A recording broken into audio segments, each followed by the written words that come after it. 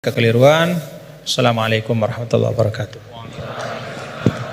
Malam itu sunyi, lampu kamar redup, nafas seseorang terdengar berat, 1, 2, tersengal. Di sekelilingnya, keluarga menahan tangis.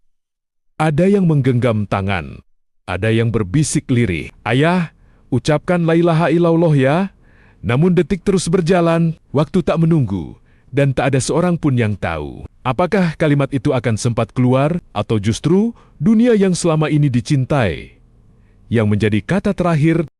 Pemirsa, dalam Islam, satu kalimat di akhir hidup bisa mengubah segalanya. Bukan panjang pendeknya umur, bukan terkenal atau tidaknya nama, bukan seberapa banyak harta yang ditinggalkan, tapi apa yang keluar dari lisan. Di detik terakhir kehidupan, Rasulullah Shallallahu Alaihi Wasallam bersabda, barang siapa yang akhir ucapannya adalah la ilaha illallah, maka ia akan masuk surga. Kalimat ini pendek, namun dampaknya kekal. Kalimat ini sederhana, namun taruhannya surga atau sebaliknya. Kita sering sekali mengucapkannya. Sejak lidah kita masih belajar mengeja kata, sejak telinga kita pertama kali mendengar azan, sejak tangan kecil kita dituntun untuk salat, sejak zikir-zikir pendek diajarkan tanpa banyak penjelasan. La ilaha illallah, kalimat ini terasa begitu akrab, begitu dekat, begitu sering, sampai kadang terlalu sering diucapkan tanpa sempat direnungkan. Padahal inilah kalimat yang menjadi poros seluruh kehidupan seorang muslim, bukan sekadar kalimat pembuka Islam, bukan sekadar identitas keagamaan, bukan pula hanya syarat administratif untuk disebut beriman.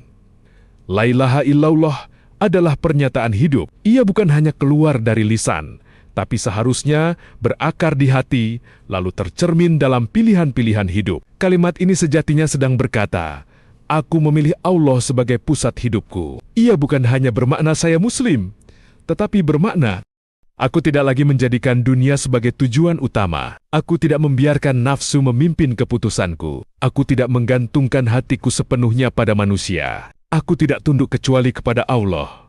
Karena itu, kalimat ini istimewa. Bukan karena susunan katanya, tapi karena konsekuensinya. Mengucap la ilaha illallah berarti siap melepaskan banyak Tuhan-Tuhan kecil dalam hidup. Tuhan berupa harta, Tuhan berupa jabatan, Tuhan berupa popularitas, Tuhan berupa ego, bahkan Tuhan berupa rasa takut kehilangan dunia. Inilah sebabnya para ulama mengatakan, kalimat ini tidak cukup diucapkan, tetapi harus diperjuangkan. Diperjuangkan saat kita harus memilih antara kejujuran dan keuntungan. Diperjuangkan saat kita harus memilih antara ketaatan dan kenyamanan. Diperjuangkan saat iman berbenturan dengan hawa nafsu. Diperjuangkan saat Allah memerintahkan sesuatu yang berat bagi jiwa. Dan perjuangan itu tidak sebentar, bukan sehari, bukan setahun, tapi seumur hidup. Setiap hari, tanpa kita sadari, kita sedang diuji. Siapa yang lebih kita taati?